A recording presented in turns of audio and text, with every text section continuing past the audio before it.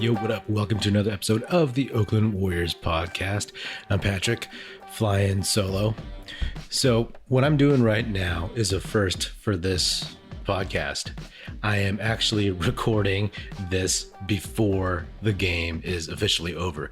There are about 7 minutes left in the fourth quarter, and I am just like probably a lot of you out there, if you're listening to this, you probably stopped watching this game way long ago. The Warriors just got smacked the hell out of Dodge by the Memphis Grizzlies in Game 5 in Memphis.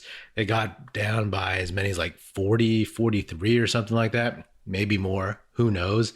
And hey, this is the most disappointing, disgusting performance I've seen in a long time, you know, actually maybe since Game 4. Bottom line is too, like, they are so lucky, the Warriors are, that they snuck out of Chase Center with a win in Game 4. They played almost as badly as Game 5, but it just so happened that in Game 4, the Grizzlies also played badly. In this game, backs against the wall in a closeout game. Credit to the Grizzlies for playing hard, taking advantage of where they had their advantages in terms of post size, athleticism, just physicality, and they started hitting their shots, plain and simple. So from the outset, Memphis competed. But the Warriors, man, this is very, very discouraging. Now, let's think back to the regular season, right? The regular season, the Warriors started off really, really strong, and everybody was really hyped about them. And then there were some injuries. Draymond went out, and then Klay came back, and there was a lot of poor play in 2022. You know, once the calendar turned, there was a lot of inconsistency. And we all know that when Draymond went out, the Warriors were basically like a 500 or just below 500 team. But the whole thing was, let's see when these guys are all put together, right? Steph, Klay, Draymond, see when they're all healthy and get that championship core triumvirate together again. And let's see what they can do, right? They've never lost a series when they've all been healthy. And they haven't lost this yet. They're still up 3-2. But in all seriousness, this game is super aggravating because you have an opportunity to close out your opponent. All you have to do is come out with some, basically just hit them in the mouth first, right? Punch them in the mouth and take their belief from them. Granted, it's easy for me to say, I'm not on the court, but these guys, if they are championship caliber players, if they are a championship caliber team with those aspirations, it's just disappointing. Because this is really just 2 games in a row that they've come out flat, right? In Game 4, they looked like they were barely there, and they just kept hanging around, and the Grizzlies let them stick around, and fortunately at the end, they eked it out. But in this one, honestly, I thought they started off with better energy. They had a slow start like they always do, but they looked like they were in a little bit more of a flow, that they were coming after it a little bit more.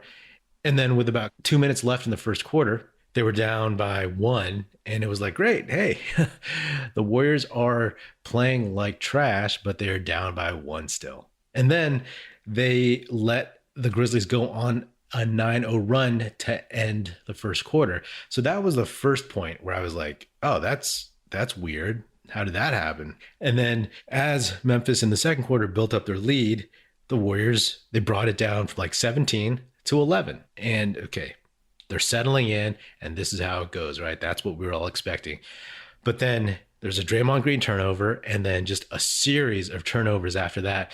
And Memphis just came charging down the court, easy transition baskets, and then a bunch of fouls and more turnovers by the Warriors.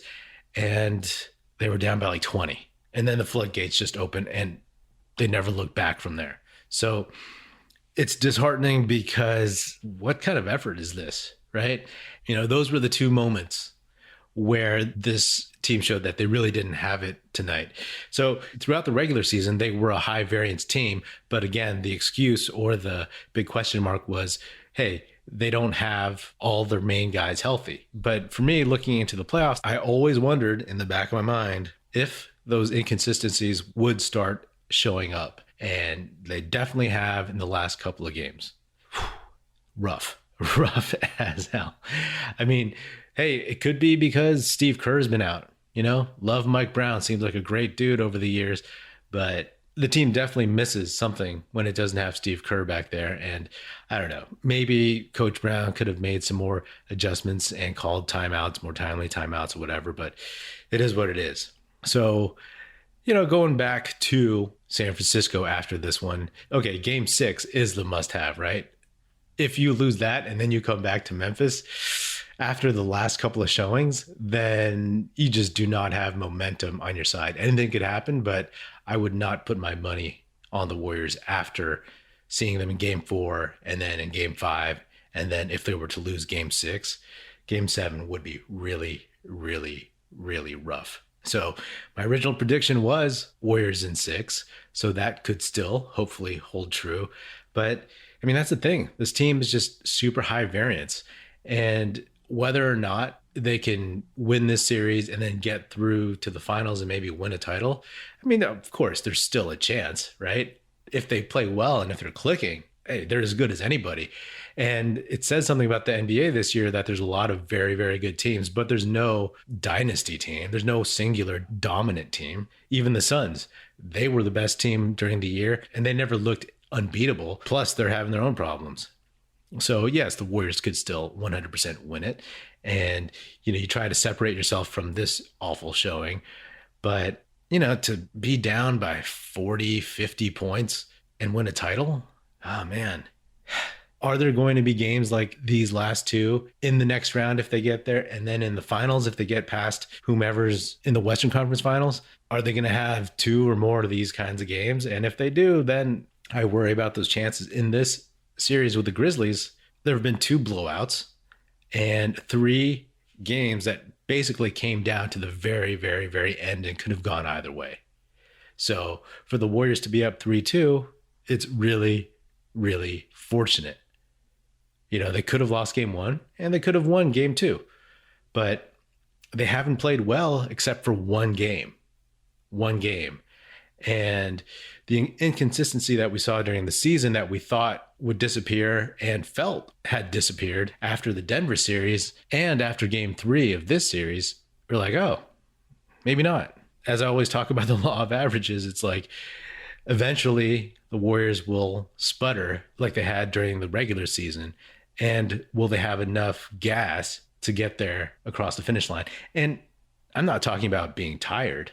I'm talking about like bringing enough effort and skill and putting the whole package together to win enough games. The NBA playoff action is nonstop at DraftKings Sportsbook, an official sports betting partner of the NBA. This week, new customers can bet just $5 on any team to win and get $150 in free bets if they do. Looking to turn a small bet into a big payday during the NBA playoffs? With DraftKings same-game parlays, you can do just that. Create your own parlay by combining multiple bets like which team will win, total made threes, total rebounds, and more, and boom, you have a shot at an even bigger payout. Right now, all customers can place a same-game parlay with 3 or more legs and get a free bet back up to $25 if one leg doesn't hit. Download the DraftKings Sportsbook app now. Use promo code TBPN. Bet $5 on any NBA team to win their game and get $150 in free bets if they do. That's promo code TBPN only at DraftKings Sportsbook. Minimum age and eligibility restrictions apply. See show notes for details. These last 2 games versus the Grizzlies have again exposed the Warriors' lack of size, but also just lack of immediacy. I don't know what else to call it. I mean, they talked about it before the game. We heard that Draymond gave a speech talking about closing out this game. We heard about how much Steph and Draymond love closing out playoff series on the road, and nothing. So it looks like they're just waltzing through or playing sloppy or not focused. And if they are focused, then that might be even worse because that means they're playing really, really poorly when they're trying hard.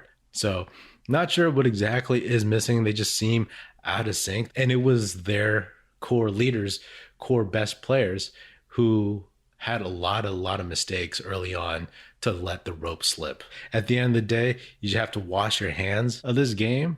And I don't believe Steve Kerr is going to be back for game 6 on Friday at Chase Center. So it's going to be Mike Brown again. And I don't mean to pile on Mike Brown, but these 2 games have happened on his watch. Not all of his fault, but there has to be a little bit something there.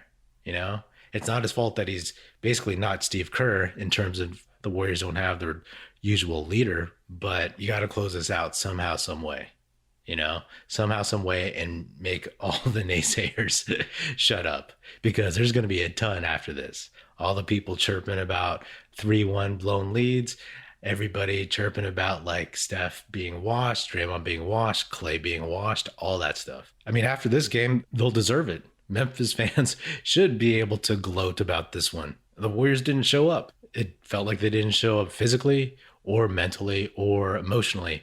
And maybe they did in some areas, but I guess it don't matter, because the results on the court were just hideous. Hideous. It's not even a question of winning or losing. It's how you play the game, as the old saying goes. The basketball gods are not going to reward you if you just kick this one away just like that. Now, some people are wondering, why are they still starting Jonathan Kuminga? And obviously, I'm a huge Kuminga fan, but let's face facts. Right now, with Kuminga out there, the offense just doesn't flow to start the game. They always start OPJ, Otto Porter Jr., at the beginning of the second halves, and it's been going okay up until this game. But to me, you start Kuminga because he gives you some athleticism out there, some energy, some bounce, and all that stuff. And you'll take the mistakes for the most part. But also, it's a way to limit Otto Porter Jr.'s minutes because he's older and injury prone. And so that made sense to me. But I guess that's moot, because Otto Porter Jr. got hurt in this one. And hopefully it's not too bad. I don't know at this point what the degree of the injury is, but he has like a bruised foot.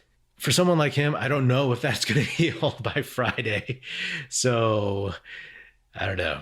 It's rough. And it's just another thing, right? Like, if you are a veteran team and you've been there before, you know how important it is to close out a game and close out a team like this. You know that Memphis isn't just going to take it lying down. They're young. They have pride. They're not going to quit, and they're at home. So you should have expected this kind of dogfight. And if they didn't, I don't know.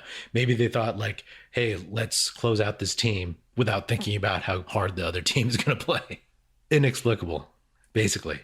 It worries me. It worries me for sure that they can't just summon that will to win. And those were always the biggest questions to me going into the playoffs. Like, would those bad habits rear their ugly heads again? And they did, and they have, way worse than we could have ever imagined. And again, they still have a 3-2 lead.